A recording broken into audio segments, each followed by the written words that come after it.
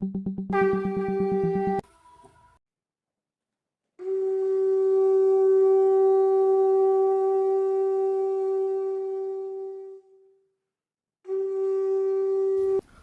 प्रेम में शिशि ठाकुर, परम आराध्या जगत जननी शिशि बड़मा, परम पूज्य पाद शिशि बड़दा, परम पूजनीय वर्तमान आचार्य शिशि दादा के श्री चरणों में मेरा कोटि कोटि प्रणाम। यहाँ उपस्थित आप सभी पंजाधारी दादा लोगों और गुरु माताओं, भक्तों, बहनों को सबको मेरा हार्दिक जय गुरु। आज का सत्संग संजय दा जो कराते हैं ऑनलाइन से, सीधी से, उनकी अगुवाई में हो रहा है। हम लोग ठाकुर जी से जितने लोग भी जुड़े हैं, करीब 83 लोग इसमें दिखाई दे रहे हैं। तो उनके लिए और सबके लिए हम लोग जो है मंगल की कामना करेंगे। आप लोग भी मंगल की कामना कर रहे हैं और ठाकुर जी से युक्त हैं तो सभी का मंगल हो ही रहा है। ये हम लोगों का सोचना है और बहुत ही अच्छा लग रहा है कि आप लोग गुरु जी से जुड़े हुए हैं और गुरु जी का काम कर रहे हैं। उसी में हम लोगों को कुछ मौका मिल जाता है कि हम लोग भी गुरु जी की बातों से ओतप्रोत होकर के आपसे अपना विचार साझा करें, आपकी सुने, अपनी सुने। हम भी बहुत देर से सब सुन रहे थे आप लोगों की बातें, बहुत अच्छा लगता है। एक माहौल बन जाता है, तो माहौल बन जाता है तो हमारे ये सारे क्रियाकलाप जो है ना, दिमाग का खेल है पूरा का पूरा। और बहुत ही शुभ दिन है आज। कल जो है शिवरात्रि है, महाशिवरात्रि, तो जो आज रात 12 बजे से ही शुरू हो जाएगा। कुंभ का स्नान भी आप लोग देख ही रहे हैं, देश में धूमधाम से चल रहा है। और ये जो सत्संग हो रहा है ये भी महाकुंभ है। ये आप लोग कई साल से कर रहे हैं और ये कुंभ बहुत जरूरी है। तो आज हम जो है ठाकुर जी की चर्चा करेंगे वहीं से जहां से हम लोग बात करते हैं, जो बोलते हैं ना ठाकुर जी की बातें, कि चिंतन करते आता ध्यान, कर्म करते आता ज्ञान, सोचे बोले करे नहीं, उसकी आशा फले नहीं। बहुत सी बातें ठाकुर जी ने वाणी दिया है। लेकिन जब हम लोग प्रार्थना करते हैं तो हम लोग बोलते हैं कि गुरु ब्रह्मा गुरु विष्णु गुरु देव महेश्वर, गुरु साक्षात पर ब्रह्म तस्मै श्री गुरुवे नमः। गुरु में ही हम लोग सारे भगवान को देखते हैं, ब्रह्मा विष्णु महेश। इसलिए ठाकुर जी ने भी कहा है कि सभी देवता के समाहार से पुरुषोत्तम की सृष्टि, सहज मनुष्य नर रूप में करते घृति और वृष्टि। तो जब नर रूप में सभी देवता जो है गुरु में समाहित हैं, तो हमने ठाकुर अनुकूल चंद जी को ग्रहण किया है। तो जो शिवरात्रि आने वाली है कल, तो क्या ठाकुर जी में शिव हैं कि नहीं? गुरु तुम्हारे, यदि गुरु ठाकुर जी हैं तो वो शिव भी होंगे। बोलते भी हैं हम लोग रोज, गुरु ब्रह्मा गुरु विष्णु गुरु देव महेश्वर।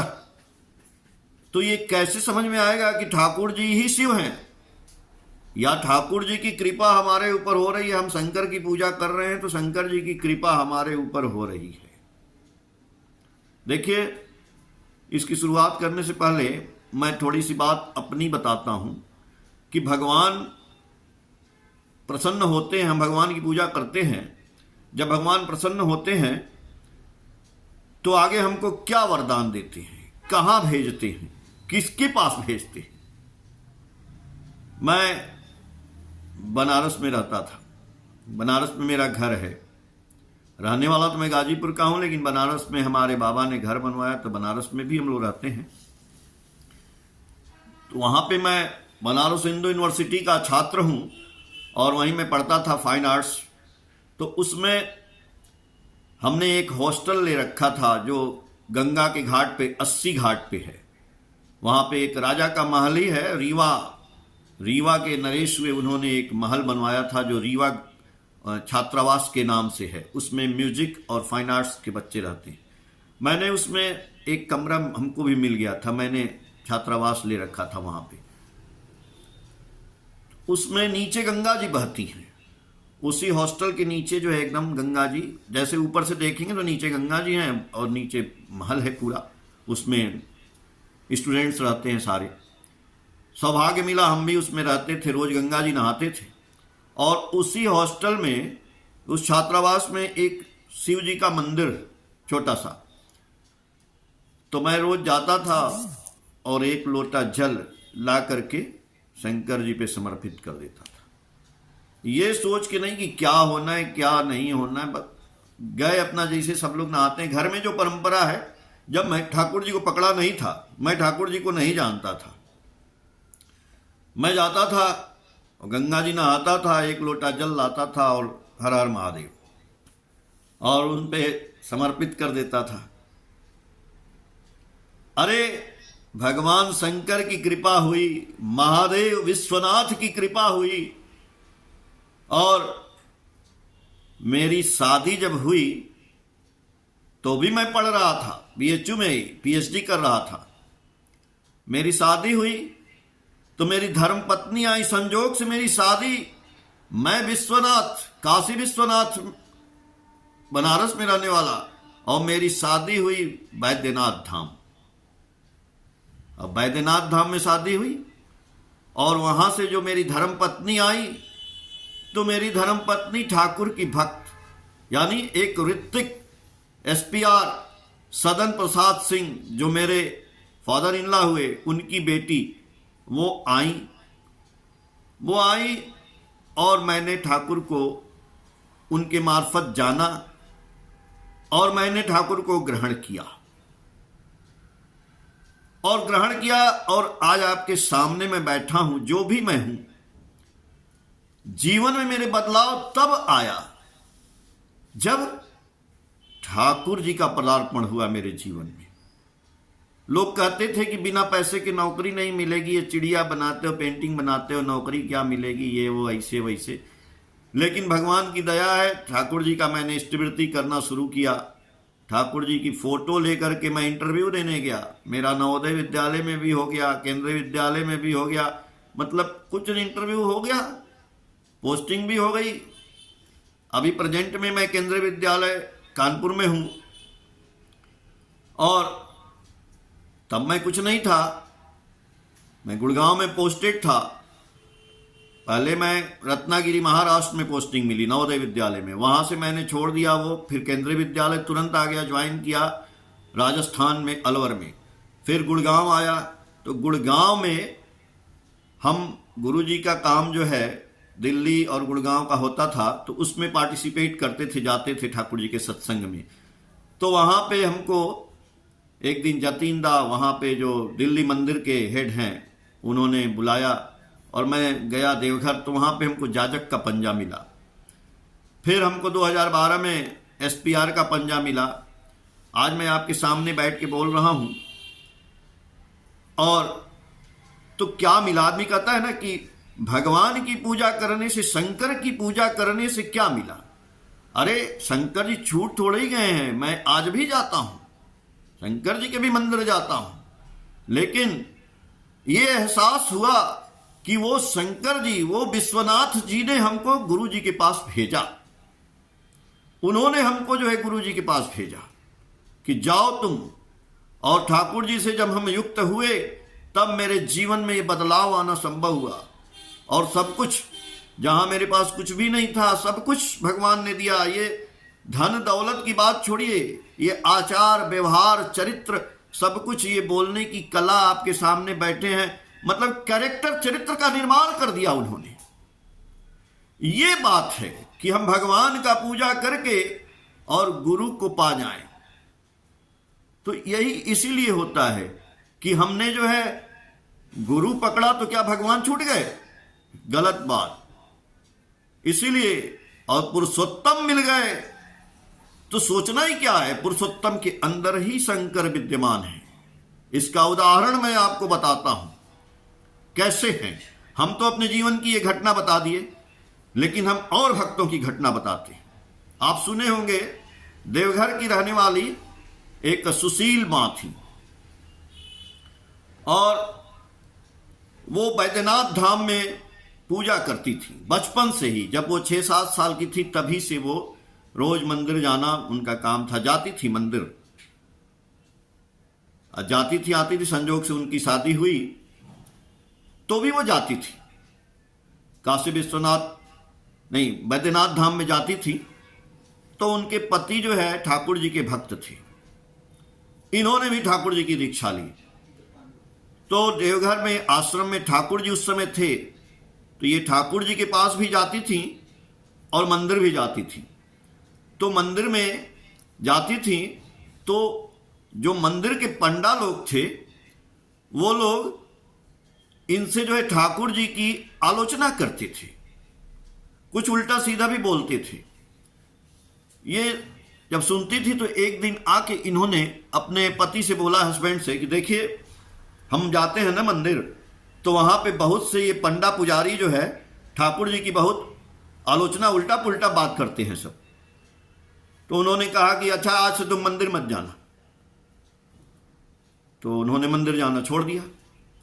जब मंदिर जाना छोड़ दिया तो अब उनको अच्छा नहीं लगे।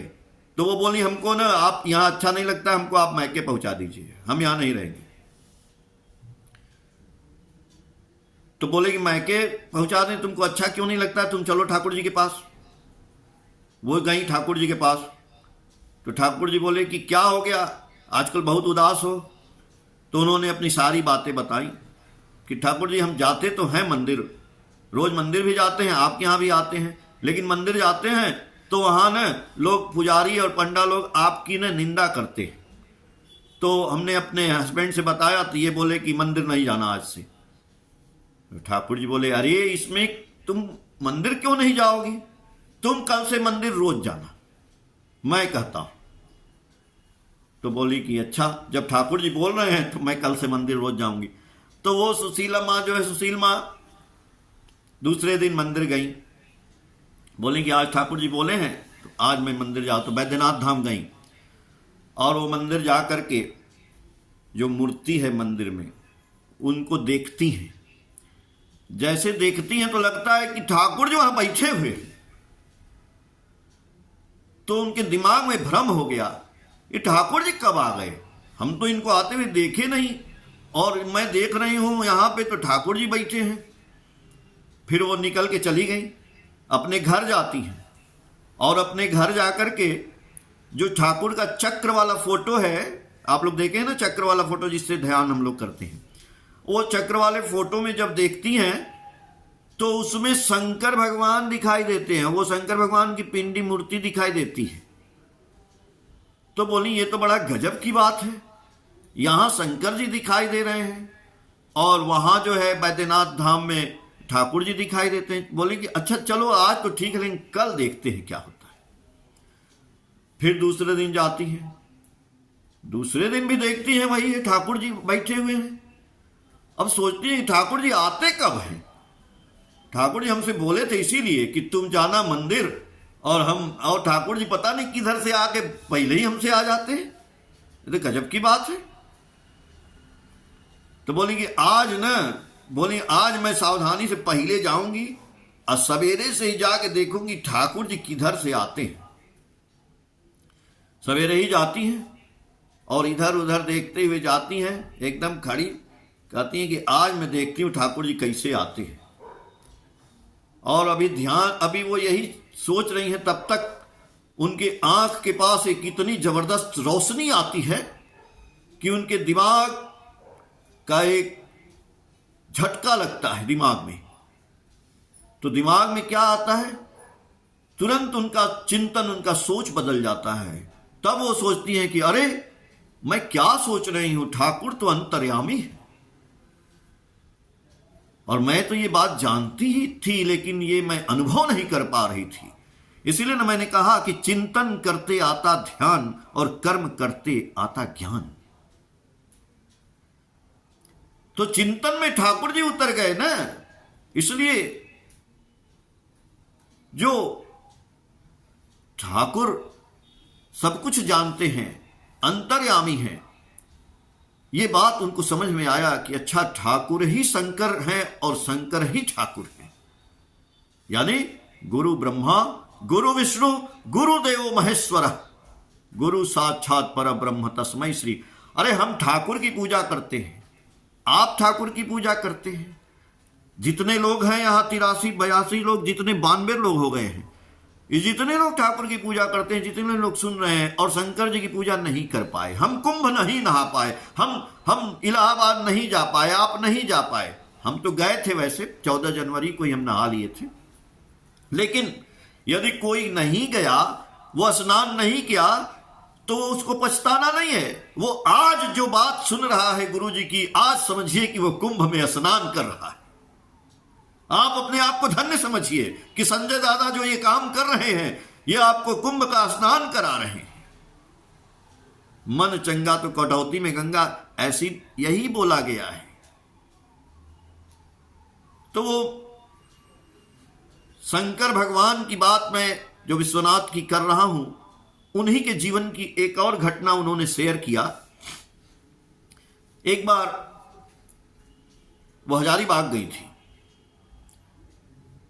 और उस समय ठाकुर जी दुमका में थे। आप लोग जानते हैं दुमका कितनी दूर है? देवघर से शायद 40 किलोमीटर दूर है। तो उस समय ठाकुर जी दुमका में विराजमान थे और सुशील माँ जो है हजारीबाग से ठाकुर जी का दर्शन करने दुमका पहुंचती है।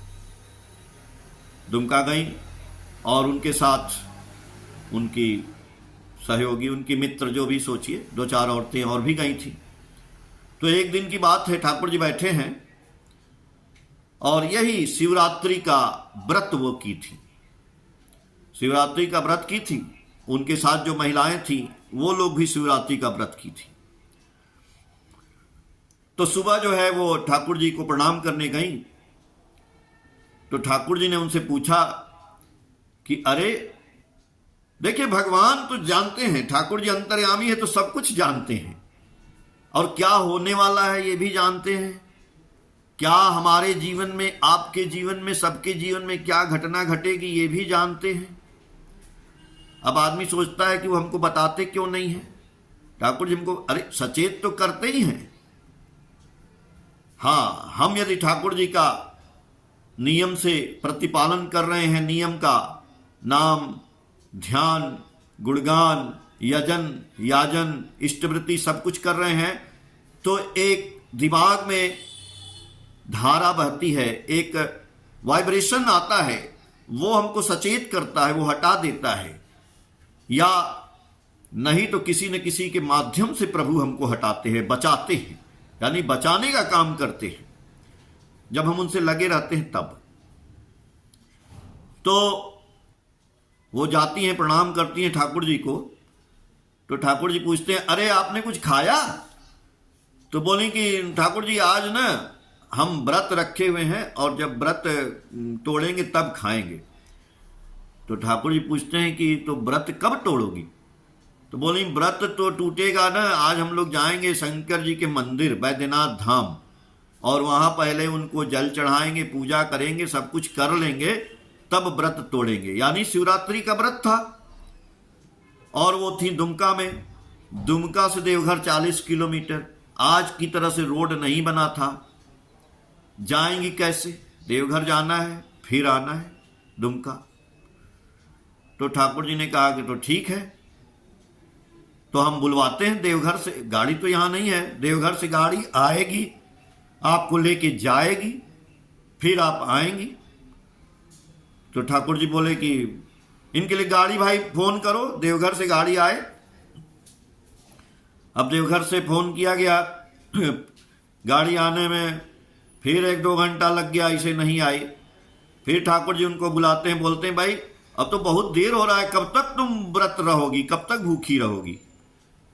तो बोले तो क्या करें ठाकुर जी? ठाकुर जी बोले कि अब लगता है गाड़ी आने में बहुत देर हो जाएगी, तो मंदिर कैसे जाओगी? तो ऐसा काम करो।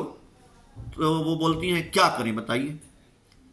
तो ठाकुर जी बोले कि तुम ना वो जो पूजा वूजा का जो सामान लाई हो ना, हम बैठते हैं चौकी पे, तुम ना हमको हमारे हाथ में ही सब दे दो। तो जब गुरु जी बोले तो वो बोले कि ठीक है। ठाकुर जी एक चौकी पे बैठ गए, हाथ अपना ऐसे कर लिए, और उन्होंने उसमें फूल, बेलपत्र अच्छत जो भी चढ़ाना था वो चढ़ा दी। अब आया जल चढ़ाने की बारी, तो सोची कि क्या करें, जल ठाकुर जी के ऊपर चढ़ाने, ठाकुर जी के सर पे तो गिराएंगे नहीं। तो ठाकुर जी बोलते हैं नहीं, जल को क्या करो तुम, वो भी मेरे हाथ में गिरा दो, इसे उसी में गिराओ। तो उन्होंने जल को हाथ में गिराना शुरू किया। जब हाथ में गिराना शुरू किया तो देखती हैं कि जल गिरा रही हाथ में, और ठाकुर जी के पैर पे वो जल जो है गिर रहा है, धीरे धीरे धीरे धीरे। उस समय उन्होंने फील किया कि वो ठाकुर जी के हाथ में गिरा रही हैं, लेकिन लग रहा है कि वो शंकर जी के ऊपर ही वो जल गिर रहा है पूरा।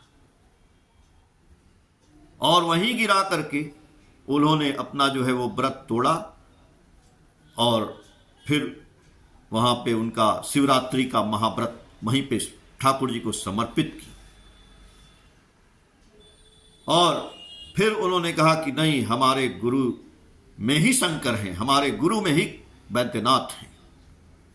कई घटना का उन्होंने वर्णन किया है अपने साथ जो घटित हुई है। एक और घटना को उन्होंने वर्णन किया। एक बार बोली कि उनका बेटा जो है बीमार हो गया।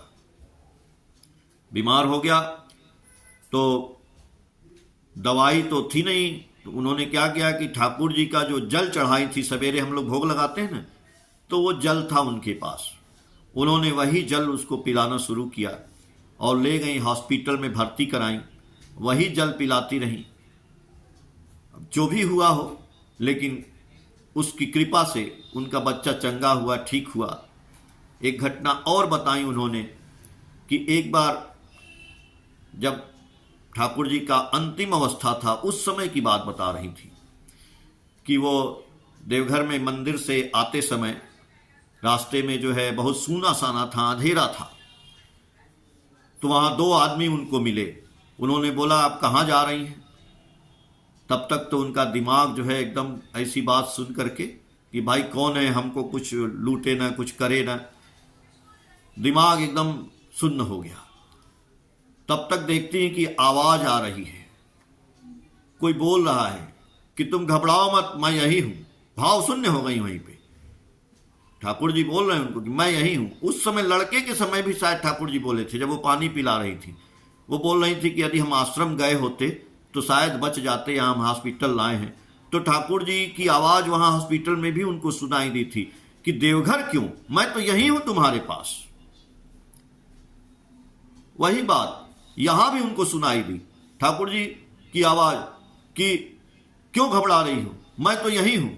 फिर जब उनका चेतन होता है दिमाग, तो एक रिक्शा वाला खड़ा है वहां पे, बोल रहा है कि मां कहां जाना है, आइए आपको हम पहुंचा देते हैं। इसीलिए ठाकुर जी हर वक्त हमारे साथ रहते हैं, आपके साथ, मेरे साथ, सबके साथ। कैसे रहते हैं?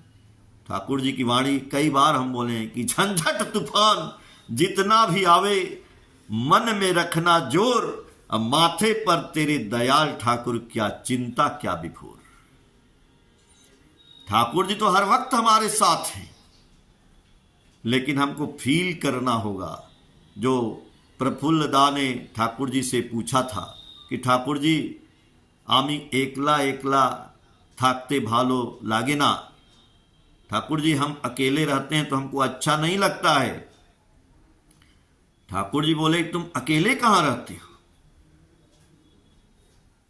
आमी तोदेर संगे प्रत्येक क्षण अच्छी, मैं आपके साथ प्रत्येक क्षण रहता हूं। ठाकुर जी बोले इसी को फील करने से हमारे मन में बल आता है, और यही है यजन। यजन का पहला सूत्र है कि फील करना कि ठाकुर जी मेरे साथ हैं। तो यजन की शुरुआत याजन ही है, यजन भी याजन है। किससे करनी है? सबसे पहले हम याजन करते ना कि नहीं, हम दूसरे के लिए याजन करेंगे, दूसरे को जोड़ेंगे, दूसरे को करेंगे। ठाकुर जी की वाणी है कि निज का विचार करना जाने नहीं, अन्य का विचार कौन करेगा। विचार के नाम पर अविचार ही ताक लगाए क्रमशः बढ़ेगा। भाई हमको अपना पहले चिंतन, इस शरीर को, ठाकुर जी बोले ना, ये शरीर जो है सबसे बड़ा यंत्र है दुनिया में जितने भी यंत्र बने हैं। तो आप कौन है? हम तो आत्मा है ना, हम सोल हैं, और ये मेरा शरीर है। तो इस शरीर को फर्स्ट याजन करने की जरूरत है, दूसरे को तो बाद में करेंगे, उसी को यजन कहते हैं। पहले अपने आंख का, नाक का, दिल का, हाथ का, बुद्धि का, विचार का, यानी इस शरीर को याजन करेंगे ना, तब इसमें कैरेक्टर, चरित्र का निर्माण होगा, तब हम दूसरे को बोल सकते हैं। हम सुधरेंगे तब जग सुधरेगा। शुरुआत हमको अपने शरीर से करनी होगी। इसलिए नाम और ध्यान की बात ठाकुर जी बोल रहे हैं कि नाम करिए, ध्यान करिए। अरे आप देखते हैं, आप फील करिए। ठाकुर जी बोले कि अनुभूति द्वारा जो जाना जाए वही ज्ञान है। तो क्या हम लोगों को अनुभूति होती है? होती है। आप छोटी छोटी बातों पे अनुभूति होती है। आप रामकृष्ण परमहंस की किताबें पढ़ेंगे, बहुत बड़ा बड़ा ज्ञान नहीं बोले हैं, बहुत छोटी छोटी बातें बोले हैं, एकदम जो प्रैक्टिकल व्यवहारिक है। एक दिन मैं पढ़ रहा था, बोले कि जानते हो गंगा जी में क्रोकोडाइल होता है, मगरमच्छ होता है, नहाने से वो जहाँ होता है वहाँ पकड़ सकता है। तो हमको क्या करना चाहिए? हमको शरीर में हल्दी लगा लेना चाहिए। हल्दी लगा करके यदि हम गंगा उसमें पानी में प्रवेश करेंगे तो उसकी महक से क्रोकोडाइल हमको पकड़ता नहीं है। रोज सुबह शाम प्रार्थना ठाकुर जी का या भगवान का क्यों करते हैं, क्या जरूरी है? एक दिन प्रार्थना कर लिए तो उन्होंने बोला कि तांबे का लोटा होता है ना, उसमें पानी पीते हैं तो तांबे का असर पड़ता है। तो तांबे के रोज पीते पीते उस तांबे का असर नहीं आएगा, तो तांबे के लोटे को रोज जो है माजना पड़ता है अंदर, क्योंकि उस पर कुछ काई जम जाती है। तो रोज वैसे ही हमारे शरीर में ना वो काई जमने लगती है, तो उसको रोज सुबह शाम माजना पड़ता है। ये छोटी छोटी बातें हैं। तो आप देखिए, छोटी छोटी बातें आपको भी अनुभव होती होंगी। इतना बड़ा बड़ा ट्रक चलता है, बहुत सामान लेके चलता है, उसके कैसे चलता है? पहिए में क्या होता है? उस पहिया पे चलता है, रबड़ का पहिया है, और कई टन माल लेके चलता है। वो क्या, पहिए में हवा भरी रहती है, वो हवा से चल रहा है। हवा ना हो तो चलेगा नहीं। वैसे ही हमारा शरीर है, बोले ना कि हमको शरीर का याजन करना है, तो शरीर में कुछ डालना है ना भाई, खाने पीने से नहीं। शरीर में जो नाम ठाकुर जी बोले, तो उस नाम का क्रिया से, नाम करने से, नाम से तो चार्ज होगा, नाम की हवा भरनी है, स्टीम बन जाएगा शरीर के अंदर। तो जब स्टीम बनेगा तो कर्म होगा। तभी तो स्वस्थैनी जो हम लिए हैं, तो स्वस्थैनी का पहला नियम ही है कि इस शरीर को प्रभु का, मालिक का यंत्र समझना है। तो इस यंत्र को क्या हम बेकार रखेंगे? इस यंत्र को सुंदर रखना है, स्वस्थ रखना है। अगर स्वस्थ नहीं रखते हैं तो गड़बड़ है ना भाई। तो स्वस्थ रखने के लिए हमको एक्सरसाइज करना है। जो जो ठाकुर जी बोल के गए, सुपाच्य भोजन करना है। किसी के यहाँ किसी के हाथ का इधर उधर का जो हम खाना भी खा लेते हैं, उससे भी हमारा दिमाग खराब हो जाता है।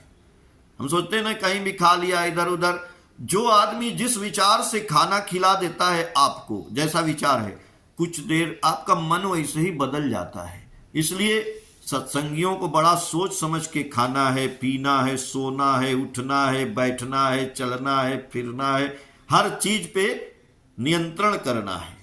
अरे आपको 100 साल जिंदा रहना है, तो 100 साल जिंदा रहने के लिए जो जो ठाकुर जी बोल के गए हम लोग करेंगे तो 100 साल जिंदा रहेंगे। आने वाला समय चाहे जैसा भी हो, करत करत अभ्यास के जड़मति हो तो सुजान, अरस्सी आवत जातते सिल पर परत निशान।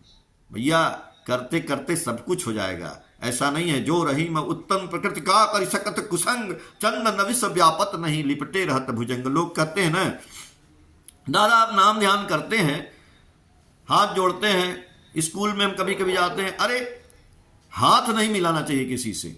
हाथ आप मिलाएंगे तो आपका पावर उसमें ट्रांसफर हो जाता है, इसलिए हम हाथ जोड़ते हैं। हमने कहा कि अच्छा, उसका पावर हमारे अंदर ट्रांसफर हो जाएगा, खराब वाले का अच्छा में हो जाएगा, तो अच्छा तो बेकार हुआ। ठाकुर जी की दीक्षा लेके नाम कर रहे हैं और कमजोर हैं। अरे महाराज क्या बात है, आप किसी से हाथ मिलाइए और आपका पावर उसके अंदर ट्रांसफर हो जाए, तब हुई बात। तो ट्रांसफर करना है तो कमजोर थोड़े बनना है। हमको ठाकुर जी का इतना नाम करके ट्रांसफर छू देना है उसको कि उसका माथा चकरा जाए, उसके विचार बदल जाएं, उसका नशा घूम जाए। ठाकुर जी की वाणी है, नशा तुम्हारा जिस तरह जिसमें जिस प्रकार आचार व्यवहार चरित्र भी धरे वही आकार। अरे पकड़ लेंगे कैरेक्टर बदल जाएगा, इतना नाम करना है। ठाकुर जी सबका मंगल करें। 30 मिनट हो गया। जय गुरुदास।